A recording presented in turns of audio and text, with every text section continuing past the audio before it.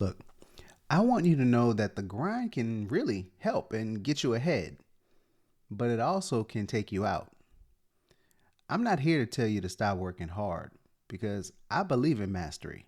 I believe in showing up, putting in the hours, honing your craft until other people can't ignore who and what you are. But here's the thing, if that grind isn't moving you towards the life you truly want, you could be trading your best energy, but for the wrong price. Sometimes, without realizing it, we sacrifice the things we want most for what we want right now.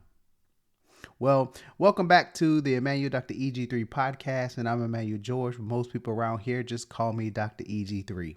As you know, on the podcast, we have a lot of conversations about your growth, about finding clarity, about finding out to live the life that you really want to live. And today's conversation is one that I have to make sure that I address with a little care, but also a lot of honesty, because things may feel a little different for you, right? I know that there's some things that may be going on with the economy. I know that costs are up, and for many people, the grind is survival. And I'm not here to tell you to do less. That isn't the point of this. It's about hopefully recognizing when that grind stops serving you and it actually starts stealing from you. So today we're going to explore how to do hard work without losing yourself in the process. Wanted to share a story with you about someone who I was working with. Individuals about 28 years old, just recently graduated from college. They were smart, ambitious, capable, the kind of person that, you know how it is at the beginning of your career. You say yes to every opportunity because you don't want to miss out. And they found themselves where their days were full. You know, they were working a full-time job. They were picking up extra shifts. They were going to the networking events because, you know, other gurus and online presence said that that's what they should do. They were trying to invest in the stock market, dreaming about starting a family, traveling, all within the next few years. But here's what actually was happening the more we talked and the more we worked. They started to find themselves too tired to work on this business idea that they had. They were picking up those extra shifts, making the good money. They were trying. They were too tired anyway. It seems like every time they tried to plan a trip with their friends, there was a reason why it fell through. It was either something with the friends didn't have the resources, or they had a unexpected work thing that they had to do. And like I said, they were making money, but they didn't have the time to invest in relationships and the experiences that they said they value most.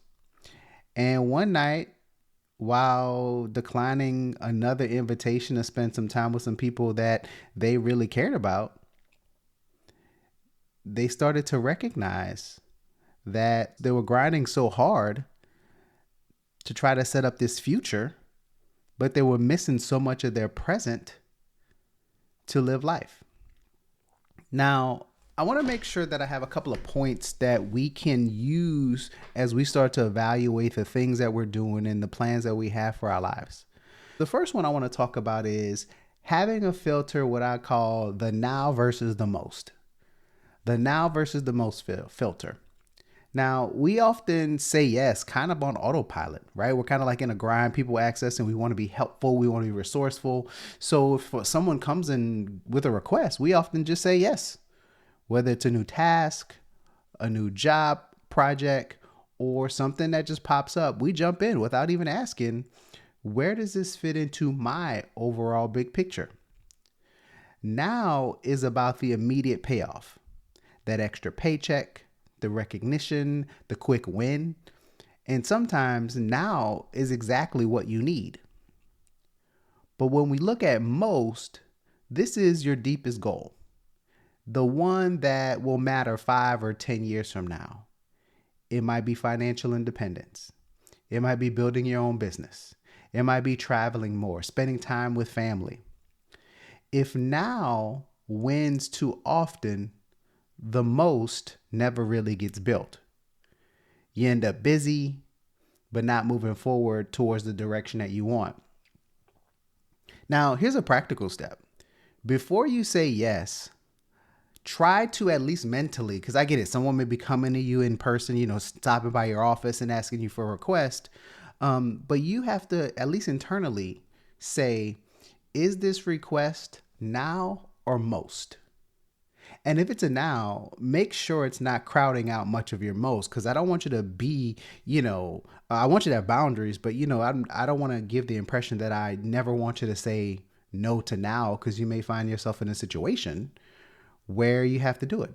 Maybe a request from your boss, maybe a request from someone important. So I'm not saying now is not important, but sometimes too many nows will get in the way of the things that we want most. Number 2, I want you guys to recognize the things that you're doing. Is it about mastery or is it about martyrdom? And when I say martyrdom is when you are doing this towards your own detriment. Now, I love the grind when it's about building skills and mastery, but there is a thin line between the two. See, mastery is sustainable. You can keep it going for years and still have energy for relationships, joy, whereas martyrdom burns you out so fast that by the time the reward shows up, you're too drained and exhausted and not present to even enjoy it. Think about a chef. They may work for 16 hours a day perfecting dishes, creating the perfect entree. They're out there serving 5-course meals to other people, perfecting their craft, but they never get to sit down and enjoy with the people that they love. Or think about that entrepreneur who might be growing their business but sacrifice their health all along the way. That's not mastery.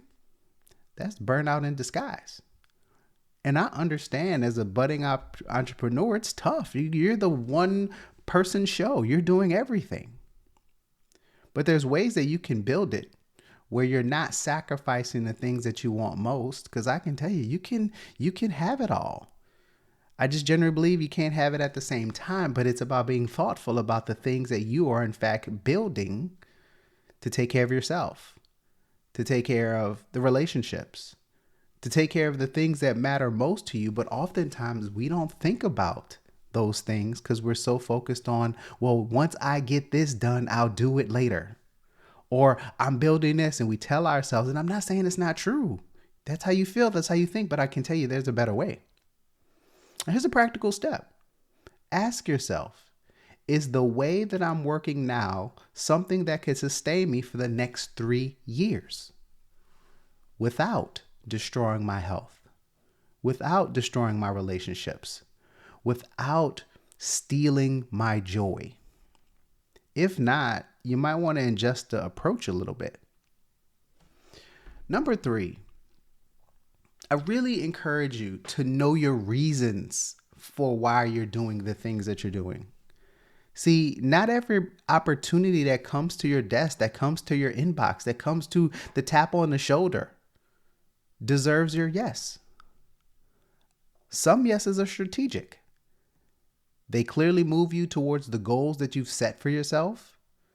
And others come from fear of missing out, fear of disappointing someone, fear of being judged. When your reasons are rooted in fear, that's the kind of work that will drain you.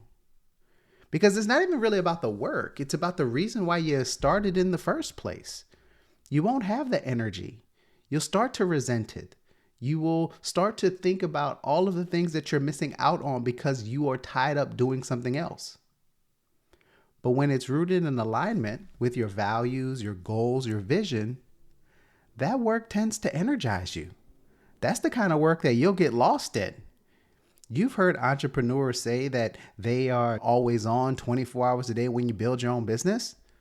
It's because it's not just about punching a clock. A lot of entrepreneurs tap into things that ignite the passion that's inside of them, things that they would effectively do for free. So they find themselves working a little extra, working a little overtime. But they also have to make sure that they have a boundary so that they can slow down. They can chase their dreams and passions, but it has to be bridled. So before you commit, I encourage you internally to maybe complete this sentence. I'm saying yes to this task because, and you fill in the blank. If it feels flimsy or rooted in fear, then pause and maybe reevaluate why you're saying yes. And to be fair, I'll be honest with you, I say yes a lot to my colleagues and people that I work with, because I do what I'm telling you guys to do. I evaluate, right? I'm aware. I do look at longer term of how things can fit in, and I evaluate how big is the task. But, I also say no as well when I don't have capacity, when I don't have the ability to do it. Or how about the energy? Which brings me to number 4. I want you to conduct an energy audit. See, your energy is the most valuable resource that you have. See, a task can look good on the surface, right? On a piece of paper. When you sit there and do like the pros and cons list, right? Good money, good exposure. But if it drains you so much that you have nothing left for the people and the projects that you love, was it really worth it? Was it really worth the cost that it gave you? Think of your energy like a battery. Some tasks charge it, while others drain it. Too many drains without enough energy, and you may find yourself running on empty. I don't know what you're listening to this on. I don't know if it's on your computer. I don't know if you're on your phone. But most of us will hardly ever let our electronic batteries die. But we find ourselves burning down our soul battery, our mission battery, our heart's battery, all the way down. And then we find ourselves running around looking for a power cord, and we wonder why we're depleted. We wonder why we're burnt out. We wonder why we don't have that vigor that we need. So what I encourage you to do practically is each week, I want you to list all of your activities down and identify which ones charges your battery and which ones drain your battery. And I want you to see, can you adjust even slightly towards the things that charge your battery more? Now, I can just imagine some of you are like yelling at the phone right now. Man, I just got so many responsibilities and you don't understand what's on my plate. I understand that you could do some things that could charge you. You can put some things and prioritize yourself and, charging your own battery. It'll make those other tasks that are those responsibilities that you have that you can't say no to, that is solely dependent on your shoulders. It'll give you more energy for those things. And the last one, number 5, is I want you to evaluate the opportunity, not just the effort. Because sometimes we will get caught up in, well, this will be real quick. I said it a few moments ago. I look at things based on how quickly I can get it done. But I also want you to look at it from an opportunity lens. See, because you're listening to this, I know hard work isn't the problem. It's where you misplace your hard work, right? Where you're putting your energy, where you're putting your effort. See, you can grind 60 hours a week on something that keeps you busy, but doesn't move the needle anywhere towards your real goals. That's like running on a treadmill, putting in a lot of miles. Heck, I just did it this morning. Sat there, spent 30 minutes on a treadmill running and didn't go nowhere. Look at my watch and the GPS and look, I'm in the same spot. But I want you to think about that. Is the activities and the opportunities that you're partaking in, is it moving you towards the goals that you have for yourself?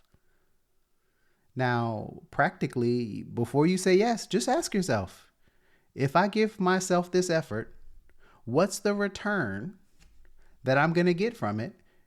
But does it align with my most? If the return is unclear or minimal, maybe you should think twice or thrice, maybe 4 times before committing. All right. So here's the challenge of the week. Before you add one more thing to your plate, I want you to pause and ask yourself, is this for my now or for my most? Do I know exactly why I am saying yes to this task? Well, it may it's because my boss said so. Hey, that could be a really good reason. You might want to make sure your check clears. But do you have your own list? Because if you don't have your own list, how can you evaluate, will you still have the energy to do what matters most to you? And if you can't answer clearly, I encourage you to give yourself permission to wait before committing, to pause, or just say no. Because no is a full sentence. So if today's conversation resonated, as always, guys, somewhere on the page, click to subscribe so that you don't miss any further episodes we release. We release on Mondays, and I try to do some bonus episodes on Fridays. If someone that you may know that need to hear it, share it with them. We try to get everybody out of the grind if we can. So let them know it's possible to pursue mastery without losing themselves. Your best work happens when your effort and your values align. Keep showing up for yourself, your future that you're building, and not just the moments that you're in. And as always, guys, love you much.